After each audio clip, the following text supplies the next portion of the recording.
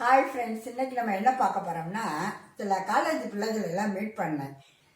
படிக்கிறது ரொம்ப கஷ்டமாக இருக்கு ஆண்டி அப்படின்னு சொல்லிச்சிங்க. கடைசியில் அதை நல்லா யோசித்து பார்த்தோம்னா என்ன மிஸ்டேக்காக இருக்குன்னா, இதுங்க +2 வரைக்கும் தமிழ் மீடியத்தில் படித்து வருதுங்க. அதனால பாடத்தை புரிஞ்சு ஓரளவுக்கு படித்து வந்துருச்சுங்க. மக்கப்பிங்லாம் பண்ணலை. அப்படி இருக்கும்போது இந்த இங்கிலீஷ் பாடத்தை மட்டும் என்ன பண்ணியிருக்குங்க, மக்கப் பண்ணியே எழுதியிருக்குங்க.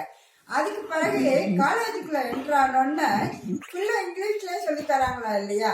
அதனால ஐயோ நம்மளால படிக்க முடியலையே, அந்த பக்கத்துல இருக்கிற அந்த இங்கிலீஷ்ல படிச்ச இந்த பிள்ளை படிக்குது அப்படின்னு ஒரு இன்ஃபீரியாரிட்டி காம்ப்ளெக்ஸுக்குள்ள இந்த பிள்ளைங்க போயிடுது.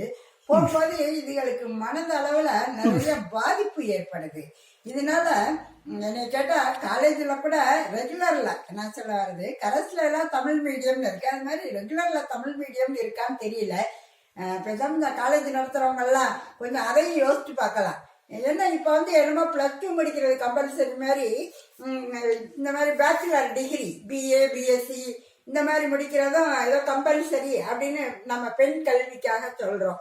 ஆனா அந்த பிள்ளைய பாவம் அந்த இங்கிலீஷை படிக்கிறதுக்குள்ள ரொம்ப கஷ்டப்பட்டு ஒரு மாதிரி மென்டல் டிஸார்டரா நம்மளை பார்க்கும்போது பாவமா இருக்கு.